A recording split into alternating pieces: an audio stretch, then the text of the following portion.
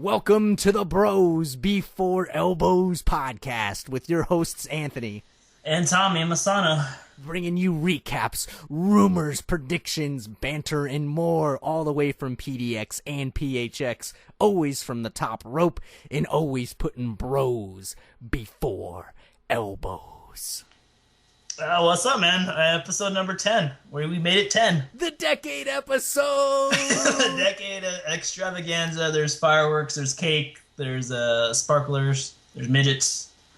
There's midgets with sparklers and cake. It's everything, yeah. So, yeah! How you doing? How's it going, man? You got your elbow pads on? Oh my goodness, man. It's been a wild week. It has been a wild week here in PDX, I must say. What happened with last Thursday? Because we had a little false start. We were supposed to record episode 10 last Thursday, but what happened in the good old PDX? Oh my goodness. So last Thursday was the start of Snowmageddon, or Snowpocalypse, as other people were putting it. And what wound up happening was we got hit with a gnarly snowstorm for like 3 days straight, probably got like 7 or 8 inches of snow.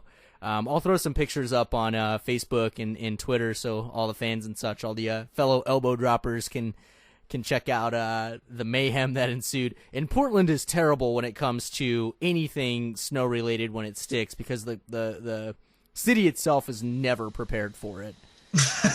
Like, they literally were begging people not to go outside. Like, please don't go outside. This is terrible weather. Please don't. Please don't. Oh my goodness. So the snow So you're driving home from work on Thursday night, basically. Is that us going to do the podcasts? So what happened was, Liz took my car to work, and my buddy Dan took me to work on Thursday. I did some training. After training, he's like, hey, it's snowing. Our supervisor's going to let us out. So we got to leave early during the actual like heavy snow portion. There's already a ton of snow on the ground. People are freaking out. There's, everybody's like in a traffic jam. Excuse me. So we wound up trying to like. Is that your beer coming up? Yeah, it was a little bit of a little beer, little beer setback. But so we're trying to make it home, and. We're idiots because we're from the desert. He's from Vegas. Obviously, we're from Phoenix, so we don't ever drive in snow ever. So we're like, oh, man, we'll take this back road, and we'll catch up to the freeway, and we'll avoid all the traffic on the freeway. Every news station saying, yeah, don't go outside. Yeah, there's a traffic jam. Yeah, there's like whatever a million you do, accidents. don't take the back streets. Pretty much. So he has a Chevy Cruze, and not bad, but, front wheel or back, or I think it's like a real or No, front-wheel drive car, either way. So we're doing great, man, and we're making okay time, and all of a sudden we're, like, trying to go uphill, and we're keeping momentum. This freaking bus stops at the top of this hill, and we're like, we're screwed. So we freaking get stuck in the snow behind the bus. Luckily, some guy is like, hey, I'll drag your car into this parking lot. So we drag the car into the parking lot. We kind of regroup our thoughts. I'm freaking out. By the way, I'm wearing slippers because I thought, I want to be comfy at work today. So I wore the worst freaking shoes that you could ever wear. Did they tell you on the news not to wear slippers? Yeah, if dude, you're going to wear slippers today, it was going to snow that crazy, man. Like, whatever, dude. So we didn't have chains. We get stuck. Turns out Dan's girlfriend lives in Beaverton, so like pretty close to where we work. So luckily enough, after we get stuck, we leave the parking lot, we get stuck on this hill, we start sliding down. We're like, all right, man, we're screwed. We're so close to the freeway at this point. We're just like, screw this. Oh, gosh. So we get stuck and freaking out a little bit, and we're just like, all right. We'll have to go down this hill and then up this other hill. So we go down this hill, and he's like, man, I got to get some speed. Winds up, kind of gunning it a little bit. We dip down before we hit this hill. We start to hydroplane, and we bonk the back tire and dent the tire and bend it. We actually bent the axle. So the wheel's still on the car, but it's like sticking out. I'll put a picture of that up on the Facebook too. So the car is pretty much like breaking, and we're pretty much just stuck. And luckily, his girlfriend, was going to let us crash. So what wound up happening was we get stuck in the snow. My feet are freezing. We wind up crashing at Dan's girlfriend's place, and we stayed close to the fire. We had an excellent dinner. We drank some wine. We played a card game. So it was a good night, but I'd never made it home. And what did Liz say? She was pretty upset, man, but rightfully so. Yeah. You know, she's like, and I told her, I was like, look, we're not going to make it home. You That know, sucks, man. That sucks. and she's like, you know, I really wish you would be. I'd come pick you up. And I'm like, I would love for you to, but it's not possible. It's a snowpocalypse. Don't be driving in that. Yeah, don't be driving. I was freaking out over the weekend, too, because she had to drive, and she works like 20 miles from where we live. She took my car, and she's an excellent driver, so I'm not worried about that. I'm just worried about every other a-hole on the road. But, dude, it was scary, man. It, like, driving in the snow, seeing cars, like, flipped over, seeing a bunch of cars abandoned. Dude, it was scary stuff, man. Snowpocalypse, man. We almost did not get to episode 10 of Bros and Horrible, so it cut off at 9. Dude, man, it was scary, but we made it, dude. Don't have any other brothers to call up into your seat, man. Oh, man. But yeah, I think Liz was really upset that she didn't get to hear the episode last Friday. Yeah, exactly. That was the main crux. I can't believe you didn't do number 10. No, it doesn't sound like that at all. But hey, we made it. We made it to number 10. And we got a sponsor. And we do have a sponsor. In fact, our sponsor is www.thegodsofwrestling.com. So, by the way, I know right now on their site, if you visit the site, they have this contest going right now to win a 6-month subscription to the brand sparkly new WWE Network. So sweet. Dude, awesome. Super sweet. What's also cool too, I should say, is they have a new site that's coming out, and it's going to have a bunch of pro wrestling art posters, t-shirts, buttons, stickers, more. Look, if you want to know more, check it out. Go to www.thegodsofwrestling.com, and yeah, that's pretty sweet stuff, man. Sweet deal, man. You know what's also sweet? Valentine's Day this week. And I think that ties into our question of the day, which let's throw that out there. The question of the day is, who's the most romantic wrestler currently on the WWE roster? Male or female? Who is sweeping you off your feet now? Who do you have a crush on? Man crush, female crush on, woman crush?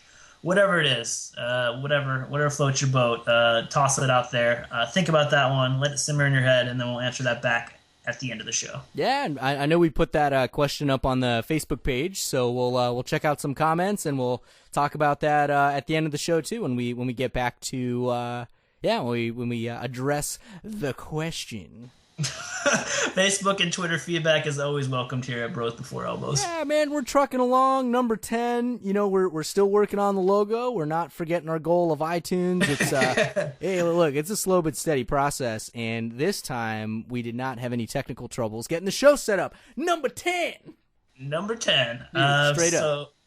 So what happened on Raw this week? Let's see. It kicked off with Triple H gave Daniel Bryan the night off. I guess you're trying to quiet the heat, quiet the little Daniel Bryan heat. So he gave Daniel Bryan the night off. So you're like, oh, okay, Daniel Bryan's going to go to the back. There's no possible way he's going to come out later in the show and make an awesome appearance.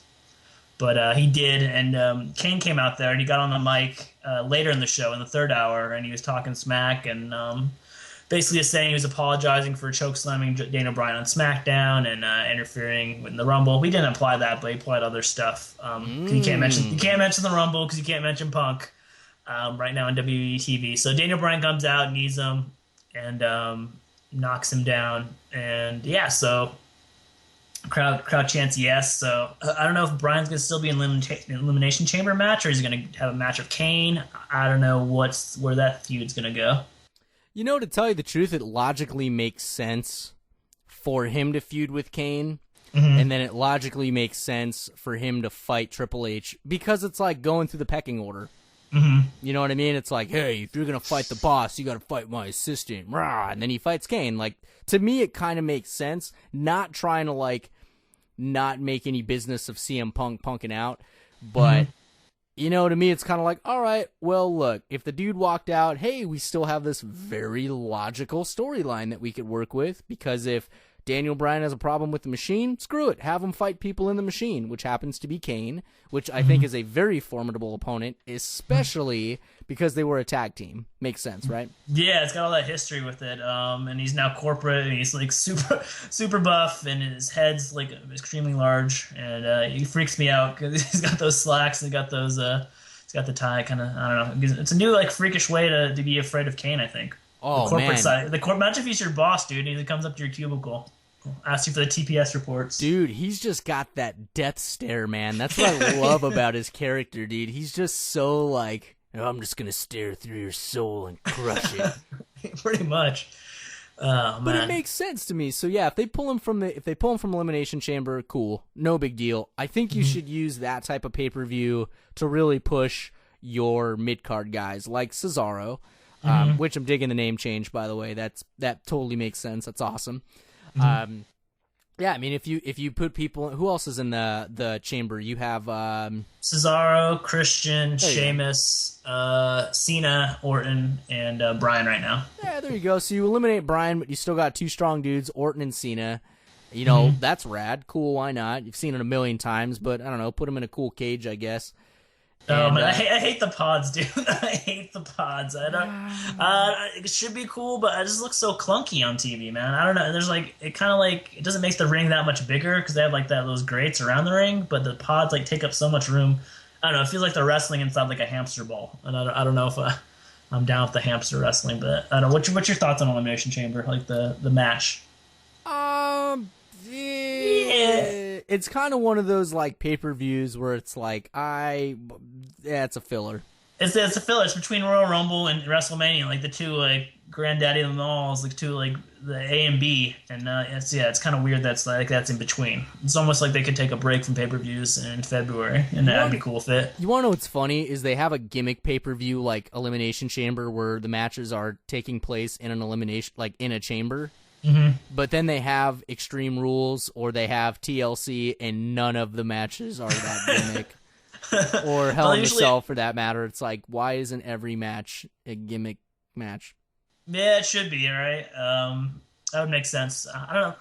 It's if you're gonna force like those matches, especially like the Hell in the Cell, if you're gonna force a Hell in the Cell match on like someone, because sometimes it doesn't fit with like a feud, and do they just have to put it in a match just to have at least have one match on there? You might as well make everyone at least the championship matches be in a Hell in a Cell. So you have like 2, 3, or 4 of them. At least I think that'd make that pay-per-view more. Yeah, it makes sense. I mean, you hate when I bring it up, but no names mentioned TNA. They have lockdown, dude, and every match is in a cage. I'm just saying, it makes sense, 10 minutes dude. in the podcast. TNA, come on. Hey, I just gotta do a shout out to the Cage Side podcast I was listening to at work. Man, Gino, I love you, man. You F-bomb all the time, and it's hilarious. But man, you really beef with TNA, dude. Like that's the part I got to. I had to pause it because we had to start recording ours, but I started listening to that. I get to hear that Gino time rant. I get to tell they were dropping super F-bombs on that. It was a legitimate banter, dude. It was a legitimate thing. They were talking about Sting and how Sting is like underplayed, terrible gimmicks, or terrible promos, all this stuff, terrible angles. But I just thought it was funny. The podcast was great.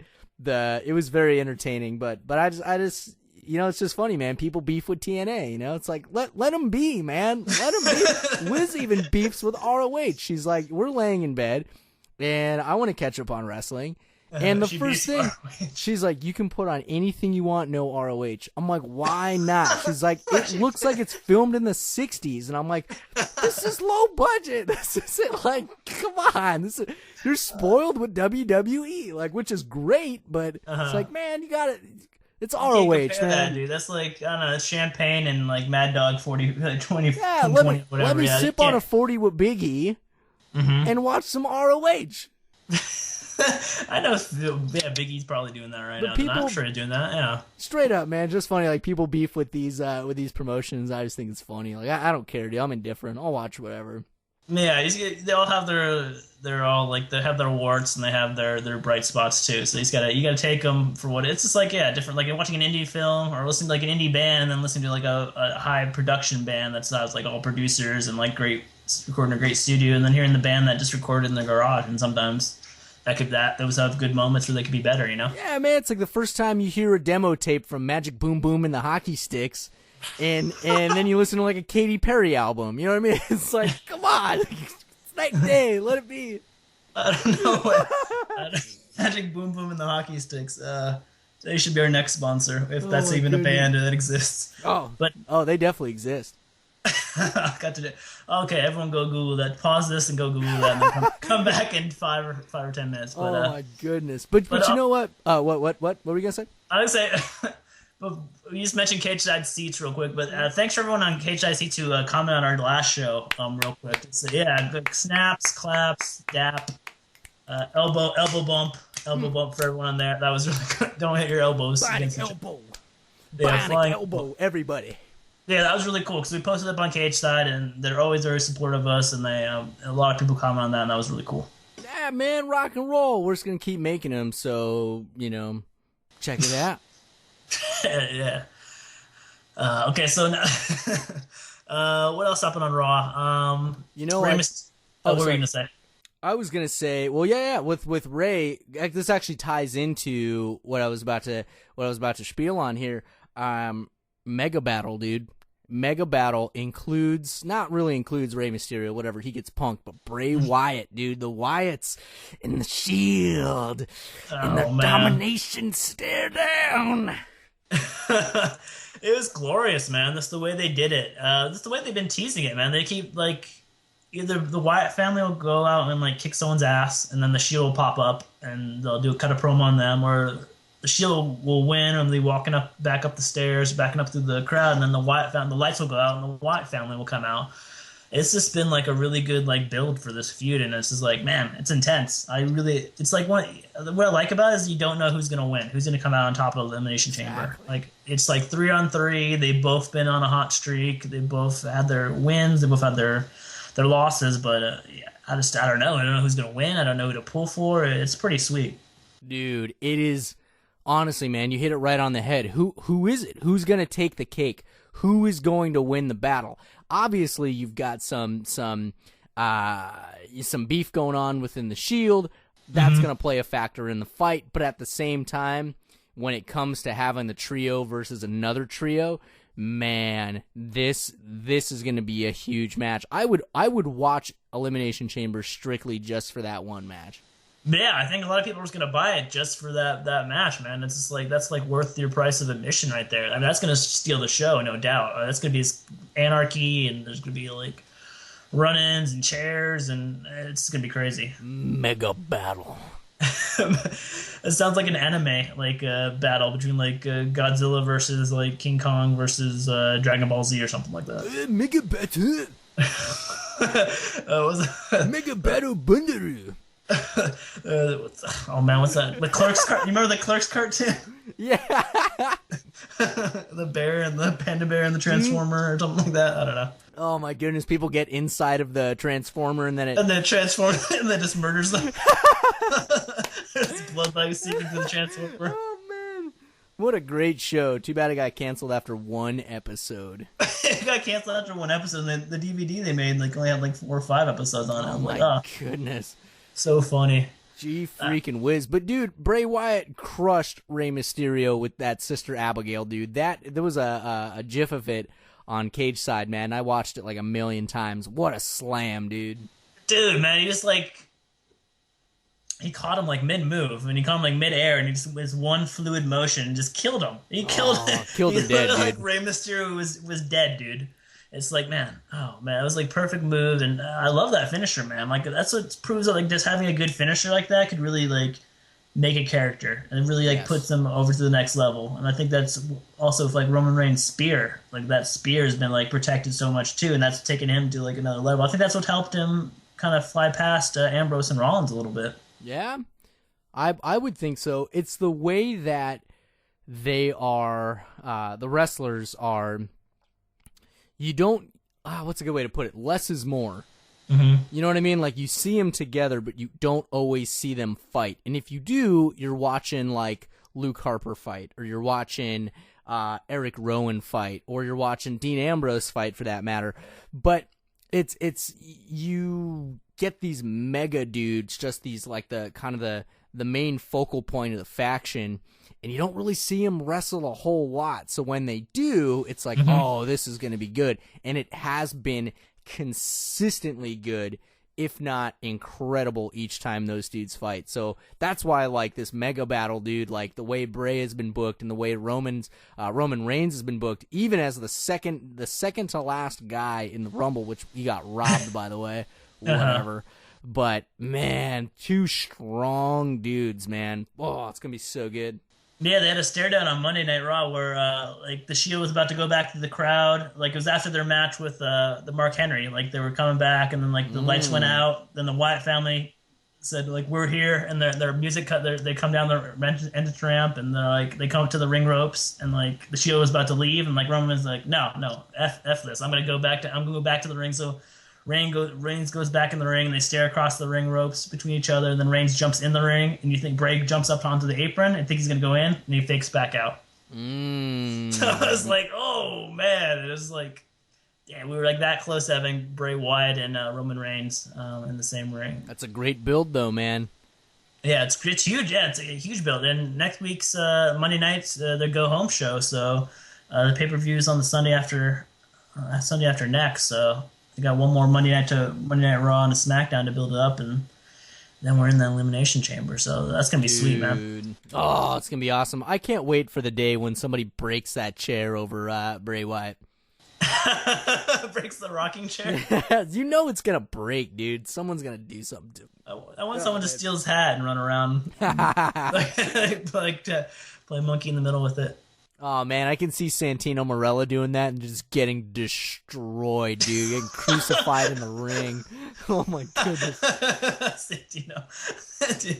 He would be someone stupid like that. That's my funny. Gosh, man. Crazy, man. Two crazy renegades, freaking Bray Wyatt, Roman Reigns. You know who also is freaking rad, and I always love this guy, Dolph Ziggler. There you go. Dolph Ziggler was on there Monday night. He had a match. It was only like a minute long. He came down like before his music even cuts out, like before he even got to the ring, like Alberto Del Rio's music hit, and like you see Ziggler looking kind of pissed about that. He was like, "Huh?" He was like, "I didn't even make it to the ring yet. My music's already cutting out." So you knew it was gonna be a squash match. You knew it was gonna be, and yeah, it's pretty much Ziggler has some drop kicks, some elbows, but yeah, that was. I think he didn't even win. Alberto won with a super kick to the head. He didn't even do his arm breaker. He just kicked him to the head, and that was it for Ziggler. I hate that arm breaker, dude. All he does is he grabs the arm and he holds on to it for like 10 minutes, and you're like, dude, this is what you do every single time, dude. Yeah, like, oh my gosh. Submission finishers are hard enough because like they get disrespected a lot, but when they don't like look good. Like, it looks too quick. It's, like, too quick, and, like, he flops down into it, and it's just, like, I don't know. It's a realistic move because it's a mixed martial arts armbar, so it's a real move that could, like, really hurt someone, but the way that they do it, it just doesn't look good, and he does it too quick, and people don't know how to sell it right. It's, that move drags him down. To me, though, like, a submission move really gives, if you have a cool submission and you do it right, that should give you more fodder, for love or hate, because then the crowd can say you tapped out. You know what I mean? Like, that's like, to me, that's like the worst way to lose is if you tap out. Yeah. You know what I mean? It's like, you tapped out. You're a wuss. You know what I mean? Like, whatever, but I don't know, dude. ADR. And I keep reading rumors, too, that this guy's trying to punk out, too. He's going to pull a punk and doesn't want to come back after his contract? Man, everyone's complaining. It's WrestleMania season. Everyone be happy. Why are you complaining? Being a bitch. You know what I'm saying? Oh, man. We're turning into Cage Side Live over here. Nah, man. It's just silly, dude. It's like, I get it. I don't know. Whatever. I don't know. ADR, if he left, all right, whatever. You know what I mean? Yeah, like, I really wouldn't miss him, but I don't know. He's a good worker, but man, he's just had so many chances at the bell, and it's just like, Like CM Punk just left like a week and a half ago, and like the show kind of rolled on Raw, and they had a good Raw without him on Monday night. So you kind of almost forgot about CM Punk. So if they can take the CM Punk like body blow, I think ADR. I mean, what's that, like a pinch to the elbow or something? Yeah, it's kind of like, oh, what happened to that guy? Who? Yeah, he's just gonna go back down to Mexico or something and just run stuff down there. With the real Sin Cara. The real Sin Cara. What is that guy doing right now? He's at what is he doing?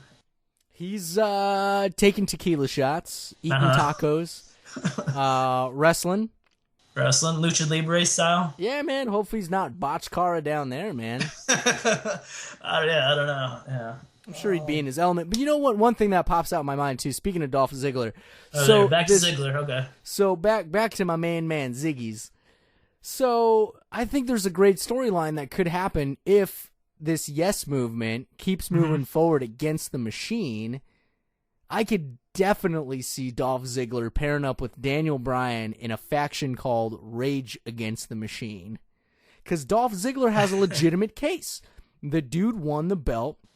Stupid Jack Swagger kicks him in the head, drops the belt because of a concussion, and then ever since then, but Dolph Ziggler has the potential to be extremely over. I can't say or will say that he will be as obviously as over as Daniel Bryan, but there's a similar spark in him. There's a similar spark that the crowd is just waiting to explode to give him all of their love. So if Dolph Ziggler and D-Bry got together and really came at the Machine, those two would be dominant. And anybody else that's been punked, you know what I mean? That's been punked by the Machine. Wait, let me give you another candidate, because the rumor is on the rumors on those wrestling blogs and such is that Dolph Ziggler's going to have a tag team with, drumroll please, The Miz. Ah, what?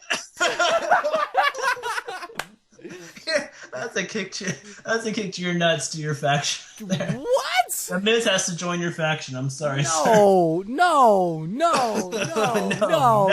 I'm going to light headquarters on fire. It wouldn't be a Bros Before Elbows podcast if we did not try to light the Connecticut headquarters of WWE on fire. Oh my god. Really? The Miz? Last couple weeks, he's kept interfering in commentator. This week during the Santino Fandango match, he comes down to the commentary booth and he says he steals a mic from JBL or something and says, "Why am I not on Raw? Why am I not on Raw? This match is on Raw, not me. Really? And he says that 70 more times, and then he leaves. And then somebody comes up to the Miz and says, "Dude, because you're not good." and then Miz cries. Someone's got to tell you, dude. I gotta break the news to you, man. You're not that good. So go sell some concessions, dude. I don't know. Yell Red Rope. Who wants cotton candy, man? But get the hell away from the ring. Go open up a grocery store. Go sell some OJ, man. We need someone to be a spokesperson here at Costco, giving away free bagel bites. Put those bagel bites in the microwave, Miz. But yeah, so gosh, Miz and freaking Ziggler. No, man, Ziggler and Bryan. If anything, hold it out. Yeah, I don't know why this is a step back for Ziggler by going and putting him back in a tag team, because he had that tag team swagger for a little bit, and then he broke out of that, and now he's back in a tag. I don't know what they're thinking if they actually do go through this plan of Miz and Ziggler. F it, dude. You might as well put him with Zack Ryder. That would be I would like that better, just because they have banter on Twitter, and at least that'd be kind of funny. All right, cool.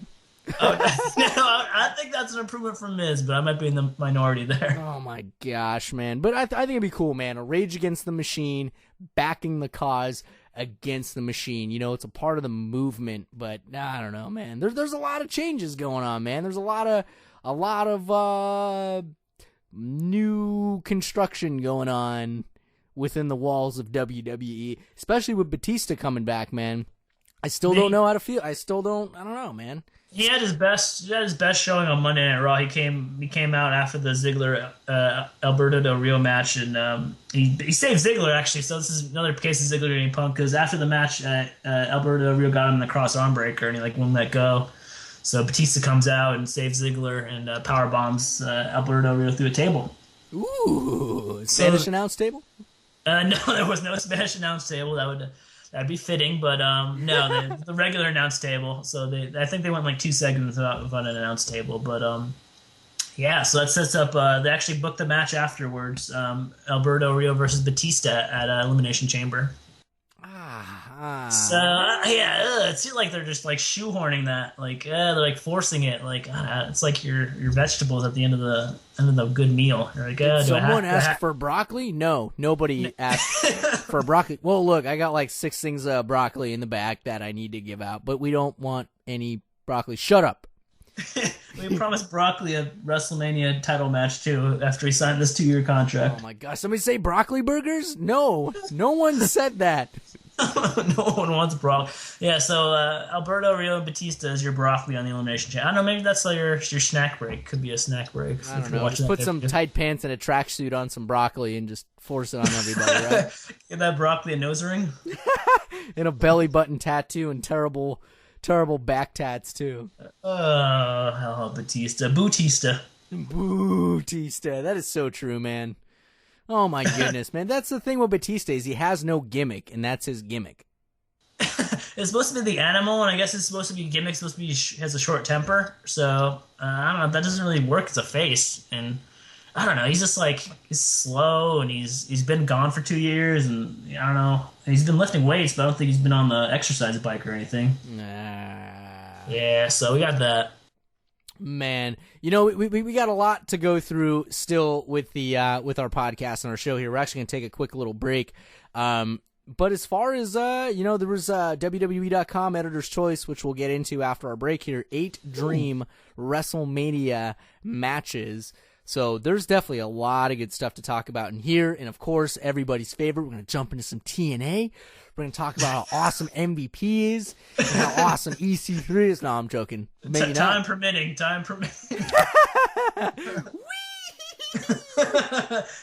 Cut your mic. Oh, my goodness. We'll be back, folks, after this short little break. Thanks for listening to the Bros Before Elbows podcast. Be sure to check us out on YouTube, Facebook, and Twitter. Just search Bros Before, the number 4, Elbows. We would love to keep the conversation going with wrestling, so send us your thoughts and feedback. Email us at brosbefore, the number 4, elbows, @gmail.com.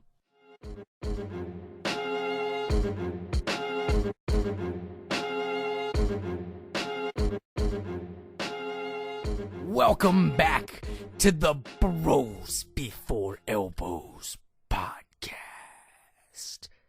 Brock Lesnar hasn't been mentioned at all in this podcast until now. Yeah.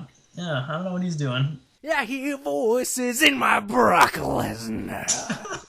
That's teasing that Brock Lesnar versus Randy Orton feud. Dude, it's gonna happen. Brock Lesnar, that's a man who knows about tats on his chest. Man, that guy's got a sword. It's not a sword. I don't think that's a sword. Oh, is it like a knife or something? Or some brass knuckles? Or I think it's a penis, sir. I think that honest. Who's got the worst tattoos in WWE? Batista or Brock Lesnar? That is actually perfect. That ties into our next little segment here. WWE.com Editor's Choice. They posted a cool article.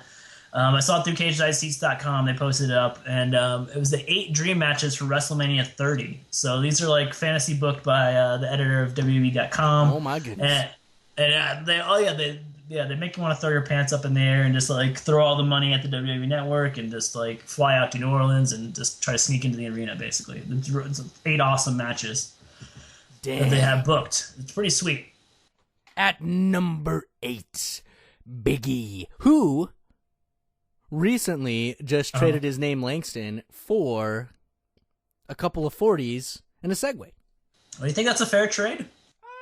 Depends on the 40, man. Yeah, it depends on the brand of the 40, right? You know, because I don't know, man. If he's going cheap, he's doing Colt 45. But if he's going high end, sipping on that Mickey's. Oh, that Mickey's, the Mickey the green bottle. Yeah, I know that. Mickey's Chug Challenge. Oh man, bad times, bad memories. Oh, man. You know, quick side note, if you take a 40 and you happen to stumble across Colt 45, drink it up to the top of the label, and then fill the section that you just drank with OJ. And it doesn't taste nearly as bad as pea water. It tastes like orange juice Colt 45. It tastes like after you drink orange juice and you pee, what goes in the toilet is probably what that tastes like. That's a slightly upgrade. You know, I really want to tweet. We'll tweet Big E and we'll ask him, dude, what kind of 40? Because that dictates a lot, man. He either got a deal or he didn't. These are the questions that bros before others digs into. This is what keeps us up at night. I must know. I must know. Oh, a maniacal laugh. Oh, that's, that's gonna give some kids nightmares if any kids are listening to this. They shouldn't be, but if they're listening to this. Eat your Fruity Pebbles. At number 8, Big E versus Roman Reigns for the Intercontinental Championship match. Before we get into this, by the way, I still think there should be an Intercontinental match between Big E and Dean Ambrose because... Oh, unification match. Oh, there you go. Man, his buddy even called him out and said, you never defend this thing. You acting like a punk.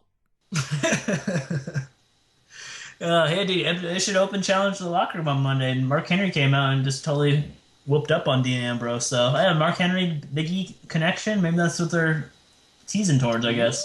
Ooh, actually, I didn't even make that connection because Mark Henry and Big E together, man, I've said it before, I'll say it again, and I'll keep saying it. That is a great team of people. Yeah, man, that's awesome, man. That's like... if they're breaking up teams and they're having the Road Dogg and Billy Gunn hold the titles, then why not Big E and Mark Henry? Yeah, why not, dude? That's cool. Those guys are great. But Big E versus Roman Reigns really would be a dream match, dude. Those are two very powerful, extremely well-booked dudes. I would love to see that match, man. Intercontinental Championship match.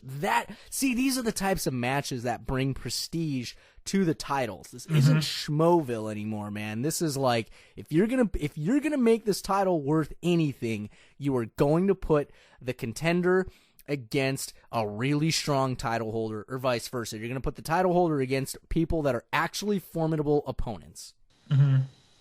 Yeah, that makes sense. I mean, I remember a couple of years ago they had the Cody Rhodes versus Big Show. It was like the Intercontinental title match at WrestleMania. This is a huge leap up. I don't even remember what they did last year for the Intercontinental title. Can't remember who the hell the champion even was. Jeez. Yeah, you see, it wasn't even worth a damn then, but now it is. You know what I'm saying? So that's like, good for Big E, man. He is taking it to the next level. That would be a rad match. Who do you think would win? Man, I would like to see, like, I don't know if they could do this, make Big E the heel and make Roman Reigns the face, kind of like switch it up, because I think people want to cheers Roman Reigns, and I would like to see maybe Big E try. I thought he was kind of cooler when he was the heel, when he was with Ziggler and AJ Lee, and they had that little trio faction. I thought he was a good guy as being the muscle and being just the big dude. So maybe have him flip over and have the face go over at WrestleMania. Have Roman Reigns take the title from Big E. But man, that could be a good feud that could last all the way to like SummerSlam, kind of, or at least till Money in the Bank or something like that. At least till July. That's those two guys are young guns and they can both like feed off of each other and they can both improve on the mic if they have like promos against each other. I just wanted to see everything about that feud. I think that'd be great. You know, here's a good question. Why does it always have to be good versus evil? True. What if this could be the breakdown between, well, wait, you have like two really cool guys going against each other. That's actually a good matchup. You know, It's not like, oh, Big E, piss off the crowd and be evil, Roman, be really good. It's like, no, be both really good. Because then when the two clash together, it's whoa, man, who is going to win? That's how you create that mystery, you know, the tension, the anxiety, the mystery, like who is going to win, because I really love Big E, but I really love Roman Reigns, and I want both. I think that ties into our earlier point of the Wyatt family versus Shield. They've both been like booked so strong that you just don't know. It's like a coin flip. So I think that would be like one of those matchups, like Big E versus Roman Reigns. What about number 7? Number 7 on this list. Jake the Snake. Is this like vintage, wild Jake the Snake Roberts versus Dean Ambrose? Is this old school Jake the Snake, or is this like now Jake the Snake? I think it's now, because it's judging by the other like matchups like they put on this list. Just like a teaser or spoiler alert for looking at the other match. I think it's now, but you know, I think they're just playing off that because when Jake Roberts put the snake on Dean Ambrose at the end of that old school Raw a month ago or whatever. I mean, I think Dean Ambrose is the kind of dude. He's just so good on the mic that he could like make it like even like a 3 minute like match or 2 minute. It could only have to be like 2 or 3 minute match of Jake Roberts and just like have Dean Ambrose like lose or either just like an asshole and go over on Jake Roberts. I think that could be good just because you haven't seen those two guys on the stick together. That's true. Yeah, not my favorite on the list, but a good one. All right. Then we'll jump into number 6, 10-man Money in the Bank ladder match. That would be Armageddon, dude. right. And on WWE.com they did like a poster for like a coming attraction kind of poster for each of these matchups. And on the matchups on the poster it had they had Bray Wyatt, Rollins, Cesaro, Big Show, Mark Henry. Just a bunch of Cody Rhodes, just a bunch of dudes, bunch of up and comers who could like use that. Put Sheamus, I think, was on there too. Ryback, just like it's like 10. Think of 10 dudes, the 10 dudes who don't have a match on WrestleMania, and just putting them in the Money Bank. Kofi, of course, is in there just to do something Kofi like and crazy with the ladder. But a 10-man Money in the Bank ladder match at WrestleMania, dude. Imagine that like opened the show. How sweet that would be. That honestly would be rad. That's a great way. That's an honestly great way to encompass your roster is make a crazy 10-man match on anything. Mm-hmm. You know what I mean? The Money in the Bank, that's a smart way to do it. That would be rad. Yeah, that could hold over the Money in the Bank until like the official pay-per-view in July. So I mean that gives you like That gives you like 4 months, 3 or 4 months to have someone try around with that briefcase. And when you try around with that briefcase, you get a storyline automatically. So that's good. Yeah, man. Why not throw like I think that's Sandow in there too. Yeah. And just anyone who's the one. Ziggler was in there. I mean, imagine Ziggler and Kofi like battling up on the ladder doing crazy stuff. Goodness, dude, it'd be amazing. Man. That would be good, dude. That would be cool. Now I want a ladder match at WrestleMania, no matter even if it's not for the Money in the Bank. I want something. That'd be cool. That's a cool dream match. Number 5 is actually really interesting. AJ Lee versus Stephanie McMahon for the Divas Championship match.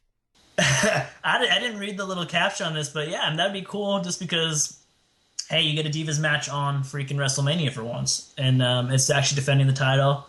And they could totally book that. And I know you said to go away from good. You don't have to always go good versus evil, but if you made that would be a good way to make AJ Lee a babyface, putting her up against Stephanie McMahon. Or more of a heel and maybe a little bit of a face for Stephanie McMahon. Here's the thing about face and heel, man. And I remember reading what. Stephanie McMahon's such a good heel, though, dude. Like she's such an awesome. She's like one of my favorite heels. Her and Triple H. You can still have evil versus evil. That totally works. True. Okay. What were we gonna say though? Who's more evil? No, what I was saying is this is. I read somewhere that Vince McMahon is contemplating, or if not already in the works of, kind of shying away from the good versus evil. Even though that's a classic storyline in any story, it kind of mixes a few things up. And clearly, from what's been happening over the past couple weeks and month, you're beginning to see a little of that kind of going away. The good versus evil, the good and the evil and evil. So I really do like this match, specifically for whoever wins is probably going to be that much more evil.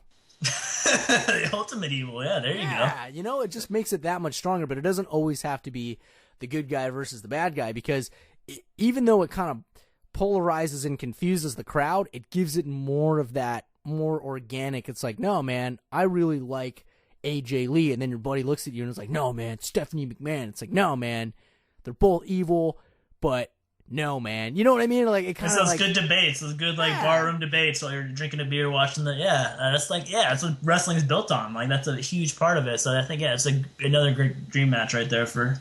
Who do you think would win though? Man, I think they'd probably have. I think Stephanie McMahon would do what's best for business, quote unquote, and put AJ Lee over, just because she's been the Divas champion for over I don't know. I'm coming up on a year, I assume, over 200 days. I know that. So I don't know. That's true. That could really push AJ Lee to another level. She's already head and shoulders above all the other divas right now. But yeah, I think that another nice bump. That's a very good rub, man. That's very true. Number 4. Brock Lesnar versus Batista. I was waiting for that. I held for the dramatic pause for that.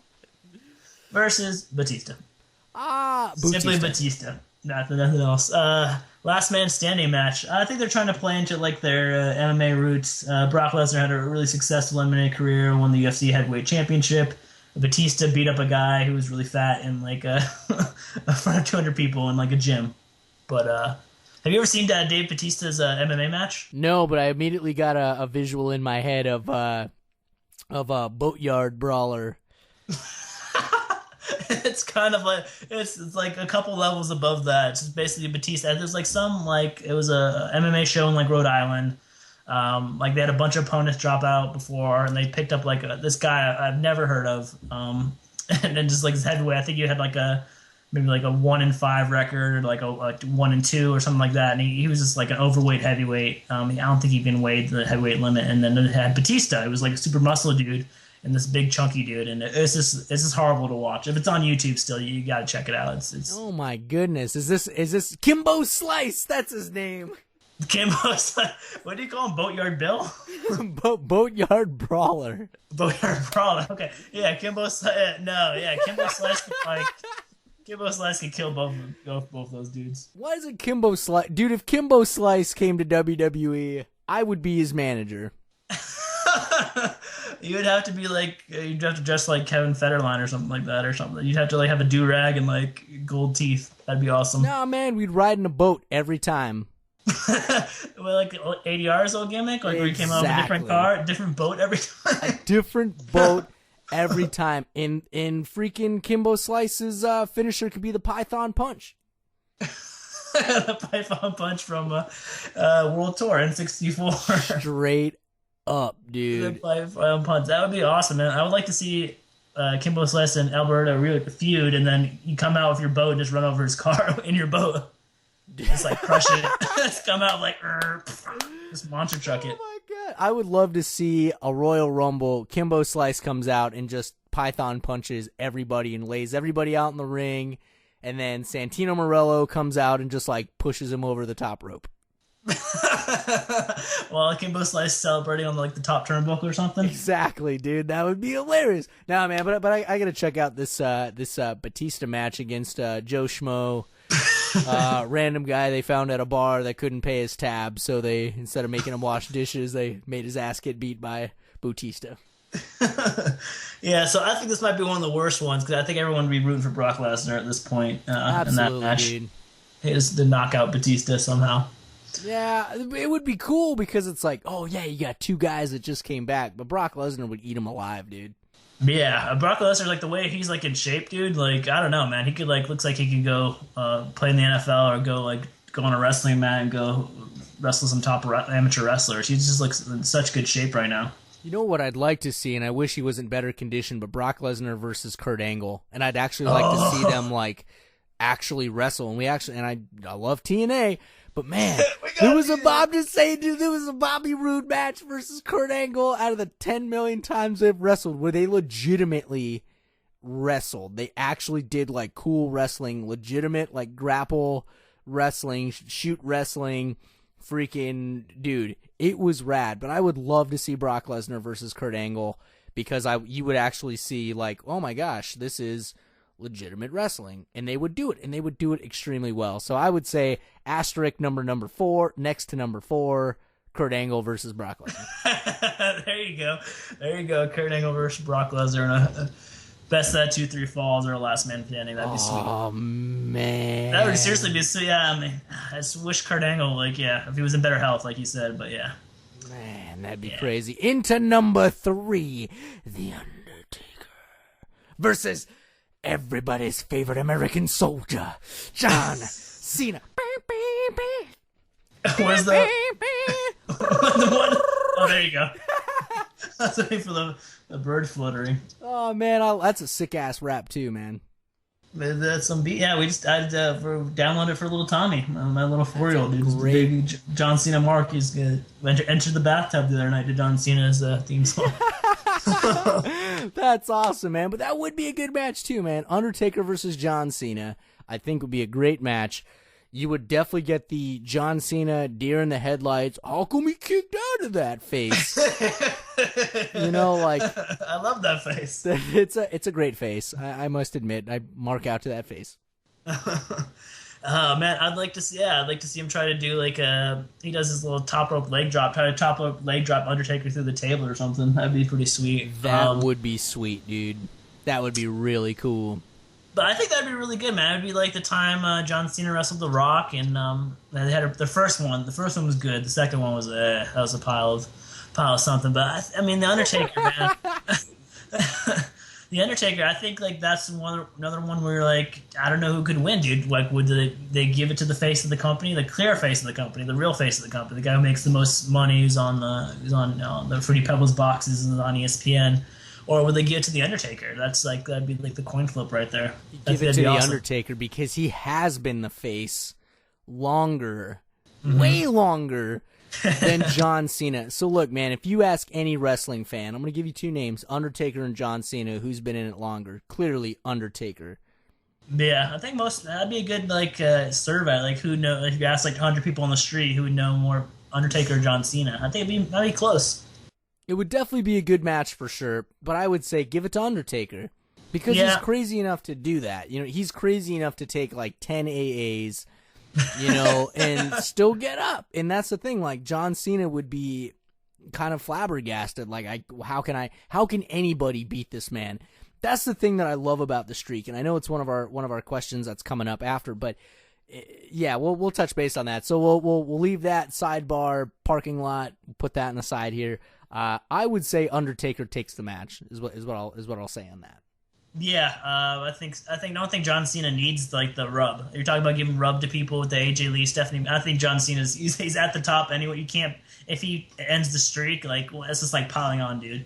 It's like winning like I don't know. It's like it was a Super Bowl. It's like the Seattle Seahawks dominating the Broncos and like they scored like 5 more touchdowns in the fourth quarter. Like, dude, you're totally piling on right now.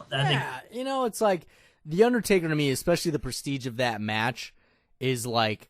The guy's a phenom for a reason. You know what I mean? Like he is a beast in that match. Yeah, we've seen him lose. Yeah, we've seen him win in other matches, but this match, dude, he's a freak. Dude, he is a freak in that match. So for anybody to try to beat him, I just think is impossible. He won't let it happen. Mm-hmm. Yeah. So I don't know. Yeah, because that'll lead us start at least another sidebar after we go through 2 more of these fantasy matches. The next one, I don't know, it's probably the throw-in, is the Attitude Era Gimmick Battle Royal. And you kind of have to see the poster for this if you go to WWE.com. But they had, They had Crash Holly, they had Hardcore Holly, they had Viscera, Val Venus, Headbangers, Blue Meanie, Gangrel. Oh man, Gangrel. And they had the Godfather, and they had the Mean Street Posse from Shane McMahon's faction, and the Mean Street Oddities. The Blue Meanie, yeah. Yeah, so I don't know who. Is there anyone you would want to see from the Attitude Era that you haven't seen in a while in a battle royal? Doink the Clown. You know, the guy with the original Doink's dead. Don't tell me that. Sorry. Don't tell me that. The guy who was the Doink for the first 2 years is like, he passed away like a year ago. No! So sad. So sad. Bring him back from the dead. Papa Shango, dude. Why not? Throw him in the match. The Godfather's already in there. Oh, yeah. That'd be awesome. That'd be awesome, dude. If someone like if you eliminate Godfather, it's the first one eliminated, he comes back as Papa Shango. Every gimmick that he's ever been. That would be rad, dude. Oh, man. And then number 1. Do you know the number 1? I left a question mark on the outline. I don't actually. I'm staring at a question mark. I thought maybe WWE.com put it as a we don't know. Let me guess. No, their number 1 is for a 3-way match, the triple threat match for the WWE Championship. Randy Orton versus Daniel Bryan versus Triple H. Ooh. So they said like so basically that the authority comes to a head, and, like they explode, and like Randy Orton's paranoid. Triple H doesn't believe in Randy Orton anymore, but he still doesn't want Daniel Bryan to be the face of the company. So it'd be like a 3-horse race as the main event of WrestleMania 30. I don't want you to have it. I don't want you to have it. So I'll take it. If Triple H, I don't know. I think it'd be a riot if Triple H won that match. I don't know. I don't know if the fans would like that. It's It'd be a tough sell, man. Not plausible. You know, it's like it's actually that legitimately could happen. Mm-hmm. Better than Batista. Bautista. Yeah, better than Bautista. Yeah, it could happen. I mean, good pedigree, or someone could turn on each other. Like Daniel Bryan and Randy Orton turn on each other, or turn on Triple H, or I don't know. That's what the beauty of the 3-way dance, I guess. Ooh, what if you had? And this is a total stretch, man. Don't say Sting or someone from TNA drops.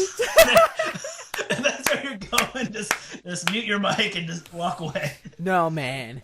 Listen, dude. Abyss comes out of the ground, and Abyss and Kane start hanging out with freaking the Bromans, and then they form this super faction, man. And then Kevin Steen starts eating everyone's hot dogs in the stands. Liz just shut off the podcast. You mentioned ROH. No, man, I was gonna say, what if Orton and Daniel Bryan come together in the Rage Against the Machine with Dolph Ziggler? A 3-man faction, dude. Another 3-man mega faction. I think that could be cool. I think because Randy Orton, he's kind of like he's run the gauntlet right now. For Triple H to make him face everyone from the Elimination Chamber, so he had to face. He already lost to Daniel Bryan. He beat Christian on SmackDown, and then he lost to Cena on Monday Night Raw. And on this Friday, he faces Cesaro, and then on Monday he faces Sheamus. So that's awesome. Actually, that's really cool that they're booking him like that. And one thing I do want to mention real quick, even though we've seen the match a bajillion times, the John Cena versus Randy Orton match was good for this reason, and this is what I noticed. It was quick, it was fluid, it flowed, and there were no dead spots. Yeah. They booked it like better than the pay-per-view match. I thought at Royal Rumble. Did. Yeah, which absolutely did, and it was because it flowed. There were no dead spots, and they made it quick. They made it where it was a fight. That's how it should have been. Not this like, I'm gonna hit a move. Let's wait. I'm gonna hit a move. Slow, let's wait. I'm gonna hit another move. Let's wait. It's like, no, hit it. If you've wrestled a bajillion times, you better know your opponent. You know what I mean? Yeah. So like that to me, even though I've seen it, it was fresh. You know, it was a fresh perspective for those two. So I think, I just thought that match actually deserved a little bit of a snap action. Yeah, little snaps from us for sure. I agree. 2 snaps. Okay, so how much time we got left? We probably have about like 5 to 7 minutes. But a quick couple things. I know we touched base on it, sidebarred it, parked it. Who is the best person to end the Understreaker's take? Nobody. Undertaker can never lose. You're crazy. He can't lose. Who are you gonna give it to? Fuck it. Sorry. No, God. We went off the rails again. No. You know what? You know what? I'm keeping that one in. You want to know why? Because he's the freaking Undertaker, dude. No. That man will not lose. If he's going to freaking lose, you know who he's going to lose to? Zack Ryder. You might as well lose it to that guy if you're going to freaking make him lose. Because that is a terrible thing to do. He will never lose. He will have his own belt. Being the... He's not the $1 million man. He doesn't have a Taker belt. Dude, he could wear the urn around his freaking waist, dude. That's so disrespectful. That's something Paul Heyman would do. I'm just saying, dude, he can't lose. He can't lose. The only way he loses is he dies. He legitimately quits living. That's the only way. He's a dead man already. He's already a walking dead man. Which means he can't lose. Man, but you have to put someone that. Here's the thing in wrestling, dude. Nobody is cool enough or worthy enough to beat him at that match. Other people can beat him on Raw. Other people can beat him on Heat. Other people can beat him on Nitro for all I give a crap about. But he will not lose at WrestleMania. I will forbid it. I will light the freaking HQ on fire. Don't say it. We're already banned from there this episode. So many bannings. But okay. Okay, now you're like waving the paper at me and like hitting my nose with it, saying no. Daniel Bryan, dude. How about Daniel Bryan?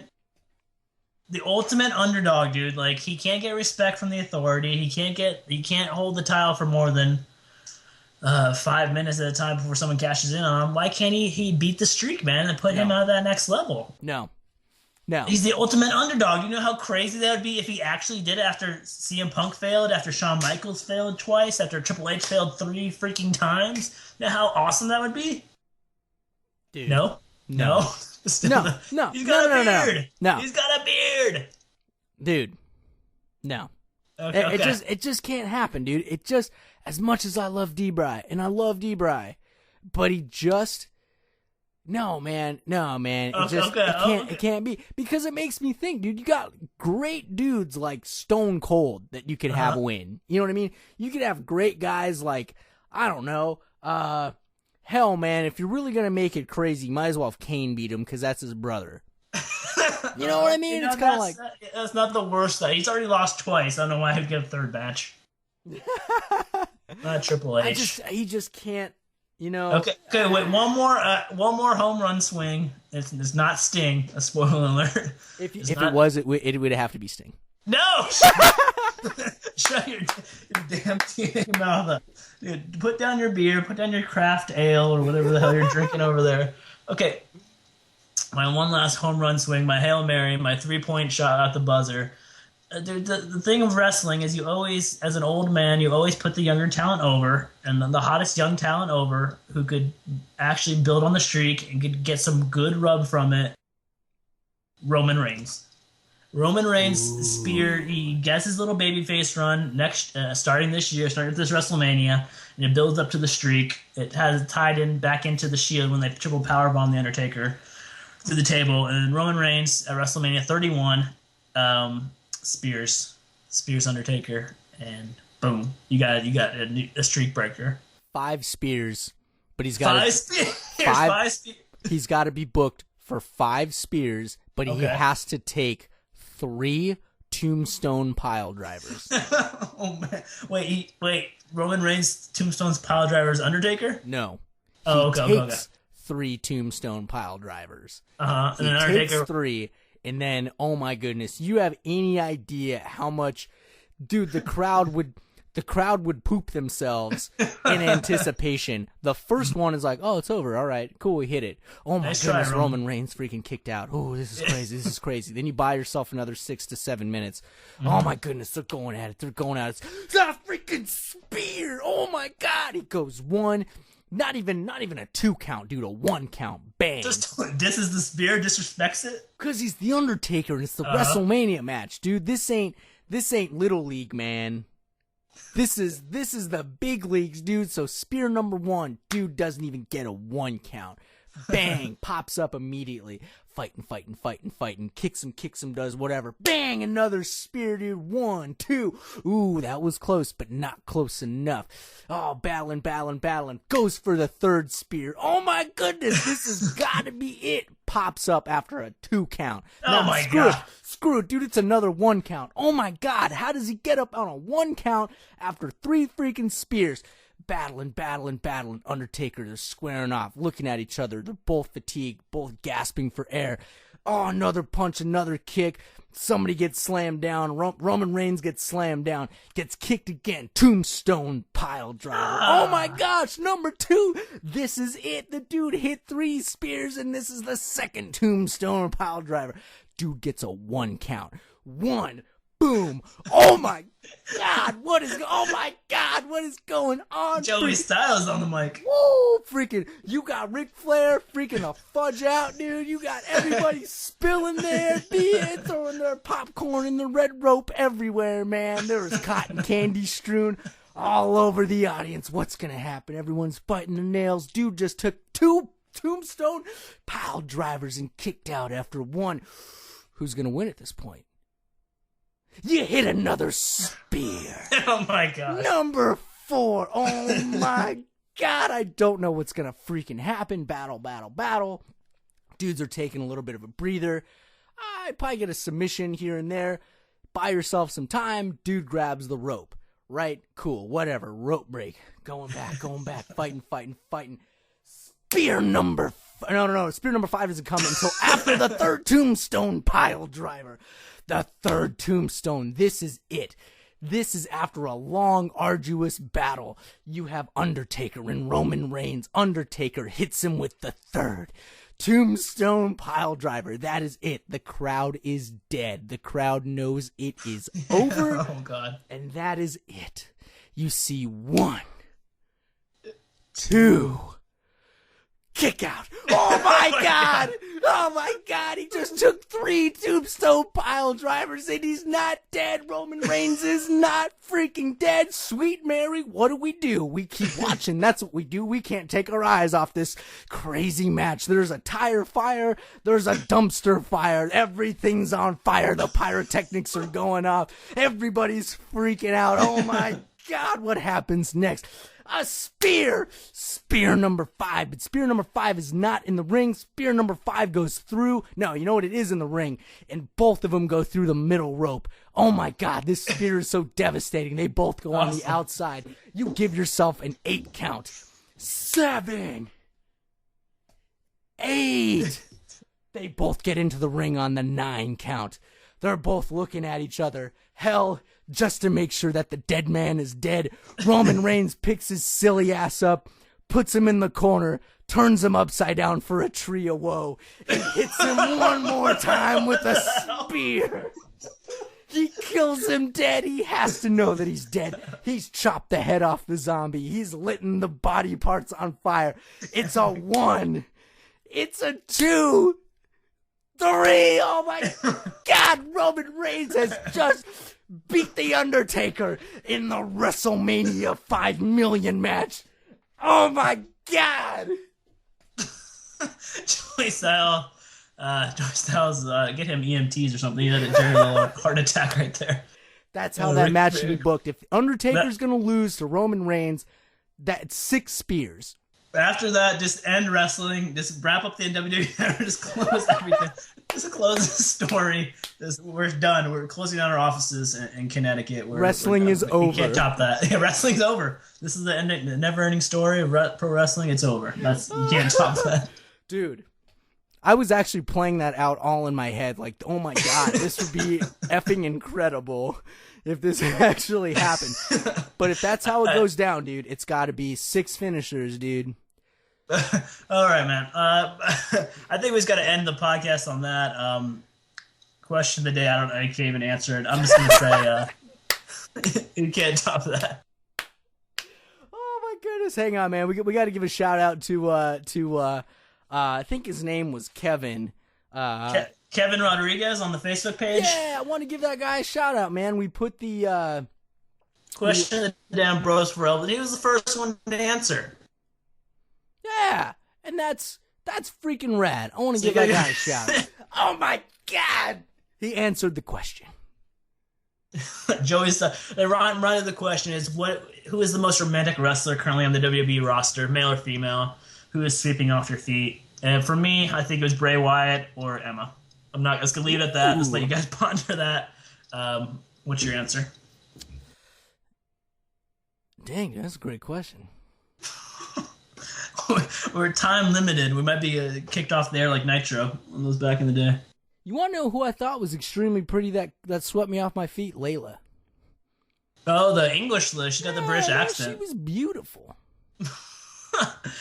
All right, we got Bray Wyatt, Emma, and Layla. That is our. Yeah. What? No, I was gonna give a shout out to Kevin. Kevin said it was Caitlyn, but since she left, it's now AJ Lee. So thank you, Kevin, for contributing to the Bros Before Elbows Facebook page. You got a shout out on our show, man. Congrats, man. And on Twitter, I'm disappointed in all of you. No one responded. No one gave a legit answer. So follow us on Twitter at bros bros before elbows on Twitter and the Facebook page. Just look us up on Facebook as well. Yeah, check us out. We're on the Twitter machine. We're on the Facebook page. And, of course, too, a big shout out, www.thegodsofwrestling.com. These guys are great. Can't wait for the whole site to roll out. Hey, get your entry in. 6 months free of the WWE Network. Obviously, things are going to go nutty bananas for the rest of the year because it's a big reboot. But, man, I got to get another beer in me, man. I'm hyped, dude. After that Undertaker Roman Reigns match, I gotta take some shots, or I don't know, gotta run around the house like 5 times, take a couple laps in the pool or something. Yeah. Oh my goodness, man! Man, I'm gonna have some great dreams about that match, man. I'm sure our wives are happy. You have actually convinced me, dude, that would legitimately be the person to do it. If they only can do 7 finishers and a tree of woe, then yes, that's how you have to do it. That's all it takes to convince you. That's only like the greatest match of all time, dude. Seriously, man. Sorry, Sting. You can't win that match, dude. you just can't, dude. Thanks for listening to the Bros Before Elbows podcast. We'll see you in the next week or so, and keep checking out the Facebook page, the Twitter stuff. Man, what a great show. Good times. Go elbow drop someone, kids. Yeah.